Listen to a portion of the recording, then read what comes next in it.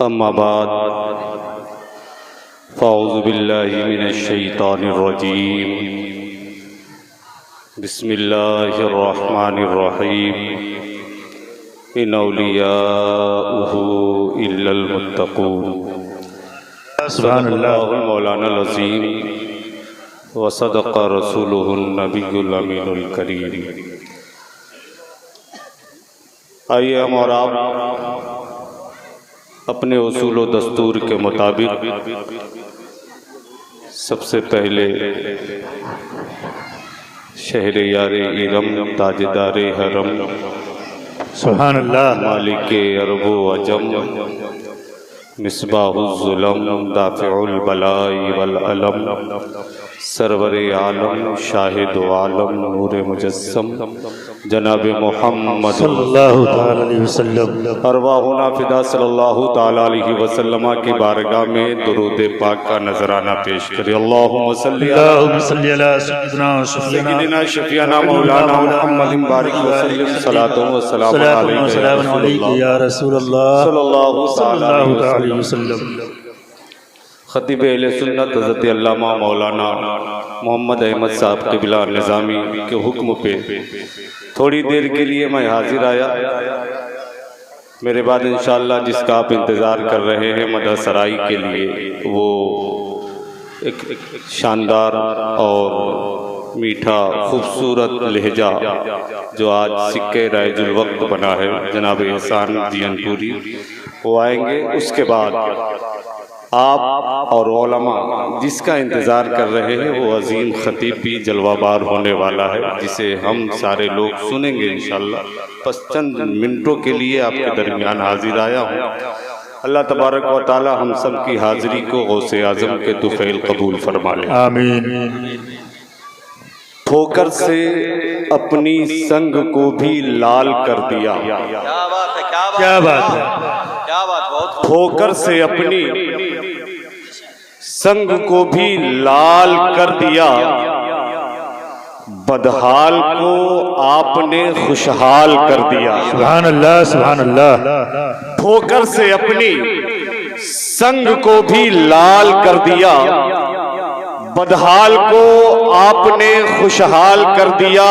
خاکی نگاہ غوث کی تاثیر دیکھیے، جس دم پڑی چور کو ابدال کر دیا۔ سبحان اللہ سبحان اللہ۔ خاکی نگاہ غوث کی تاثیر دیکھیے، جس دم پڑی چور کو ابدال کر دیا۔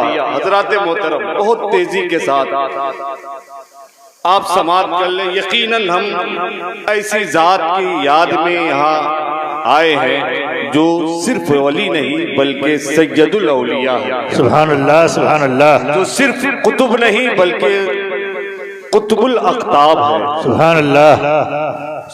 سردار اولیاء ہے۔ ایسی ذات کی محفل میں ہم آئے ہیں، ادب کے ساتھ آپ یہاں تشریف رکھیں۔ حضرات ان اولیاء الا المتقون، بے شک یقیناً اس کے اولیاء اللہ کے دوست متقی ہوتے ہیں، ڈرنے والے ہوتے ہیں۔ سبحان اللہ۔ آج بہت سارے لوگ اپنے آپ کو ولی کہلواتے ہیں اور ولایت کا دعویٰ کرتے ہیں، لیکن قرآن کی نظر میں، حدیث کی نظر میں، شرع میں وہ ولی ہے یا نہیں، اسے جانچنے کی ضرورت، یہ الگ میٹر ہے۔ لیکن ایک بات میں آپ سے عرض کر دوں کہ اولیاء کرام کی ضرورت ہے یا نہیں، اس دور میں یا آنے والے دور میں یا پچھلے دور میں ضرورت ہے یا نہیں۔ بہت سارے لوگ کہتے ہیں کہ یہ ولی ہیں، یہ اللہ کے دوست ہیں، انہیں کوئی طاقت نہیں، کوئی پاور نہیں، ضرورت ہے یا نہیں؟ تو عرض کرتا ہوا چلوں، نبی کریم صلی اللہ تعالی علیہ وسلم نبی آخری نبی بن کے دنیا میں جلوہ بار ہو گئے، جلوہ بار ہو گئے۔ انبیاء کرام کے ذمہ اللہ تبارک و تعالی نے تبلیغ کا کام سونپا تھا، اور انبیاء کی ذمہ داری تھی انسان کو سیدھے راستے پہ لانا، ان کے ظاہر کو بھی سنوارنا اور ان کے باطن کو بھی سنوارنا۔ سبحان اللہ۔ دو ذمہ داری آتی ہے، غور سے میری بات سن لے، اور یہ تمہید اس کے بعد مفتی صاحب قبلہ کی شاندار خطاب۔ ضرورت تھی دو چیزوں کی، ایک ظاہر کو سنوارنا، ایک باطن کو سنوارنا۔ اب نبی کے بعد، ہمارے پیغمبر کے بعد کوئی نبی نہیں، اللہ کے رسول نے دو جماعتوں کو یہ ذمہ داری الگ الگ سونپی، ایک ظاہر کو سنوارنے کے لیے، ایک باطن کو سنوارنے کے لیے۔ ایک انسان کے ظاہری وجود کو اچھا کرنے کے لیے اللہ کے رسول نے ایک جماعت تیار کی، اور انسان کے اندرونی وجود کو صحیح کرنے کے لیے اللہ کے نبی نے ایک جماعت عطا فرمائی۔ جماعتیں پہلے بھی آتی رہی، لیکن ان کا پورا کام اس دور میں نبی کے بعد۔ اب کون سی؟ ایک جماعت ورثۃ الانبیاء کا تاج پہن کے علماء کرام، دوسری جماعت اولیاء کرام۔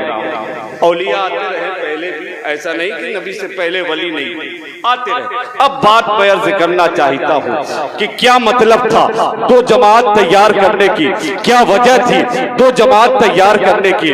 کیونکہ انبیاء کو اللہ نے مخلوق میں سب سے زیادہ طاقتیں عطا فرمائی تھی، اس میں سب سے زیادہ ہم سب کے آقا، ہم سب کے نبی جناب محمد الرسول اللہ صلی اللہ تعالی علیہ وسلم کو وہ روحانی طاقتیں عطا فرمائی تھی، وجودی طاقتیں عطا فرمائی تھی۔ لیکن آؤ سنو، جب امت کی بات آئی، جب امت کی رہنمائی کی بات آئی، اب دونوں منصب کو لے کر کوئی آئے گا نہیں، تو اللہ کے رسول نے اپنے غلاموں کی ایک جماعت تیار کر دی۔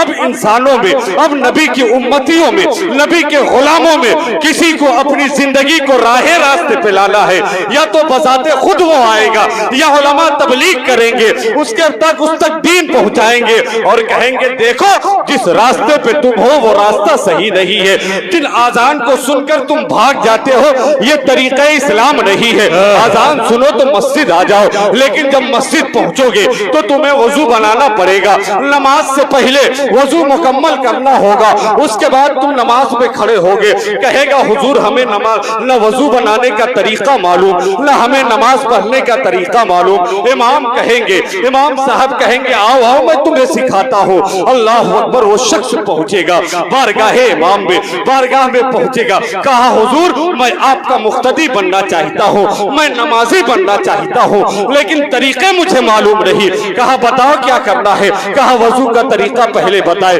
امام صاحب سکھائیں گے کہ وضو کے 4 فرائض ہیں، ایسے ایسے کرو وضو مکمل ہو جائے گا، اس کے بعد وضو جب مکمل ہو جائے گا تب کہیں گے نماز پڑھو، کہا حضور کچھ نہیں آتا، کہا ایسا کرو تکبیر ایسے کہو، نیت ایسے بالو، رکوع ایسے کرو، سجدے ایسے کرو، اللہ اکبر۔ جب سجدے میں چلا گیا بندہ، اب سنو، جب سجدے میں چلا گیا بندہ تو کہنے لگا حضور امام صاحب، مولانا صاحب، میری پیشانی تو جھک گئی رب کی بارگاہ میں، لیکن دل تو دنیا میں گھوم رہا ہے، دل میں دنیا کی یادیں آ رہی ہیں۔ امام صاحب ہاتھ جوڑ لیں گے، ارے میرے بھائی بس میرا کام ختم ہو گیا، کہا اب کیا جائے، اب پہنچا کہاں جائے، اب کون سی وہ ذات ہے، کون سی وہ بارگاہ ہے، کون سی وہ در دولت ہے جہاں جا کر پیشانی کے ساتھ دل بھی جھک جائے، کیونکہ کسی نے کہا ہے ہو نہیں سکتا یہ آسانی کے ساتھ دل جھکے، سجدے میں پیشانی کے ساتھ، اگر پیشانی کے ساتھ دل کو جھکانا ہے تو مولانا کہیں گے تمہیں مسجد کے امام کے پاس نہیں، مکتب کے امام کے پاس نہیں، کسی مولانا کے پاس نہیں، بلکہ اگر دل کی دنیا کو رب کی بارگاہ تک پہنچانا ہے تو جا غوث اعظم کے دامن سے وابستہ ہو جا، غریب نواز کے دامن سے وابستہ ہو جا، اگر تو وہاں نہیں پہنچ سکتا، گورکھپور شہر میں ہے تو کم سے کم مبارک خان شہید کے دروازے پر پہنچ جا، ان کی چوکھٹ پہ پہنچ جا، میں نے تیرے سر کو رب کی بارگاہ تک پہنچا دیا ہے، اگر دل پہنچانا چاہتا ہے تو اولیاء کے دامن سے وابستہ ہو جا، ان کے ذریعے سے تمہارا دل بھی لگے۔ نعرہ تکبیر، نعرہ رسالت، جشن غوث الورا حضرت علامہ مفتی منور رضا صاحب قبلہ مصباحی، نعرہ تکبیر، نعرہ رسالت۔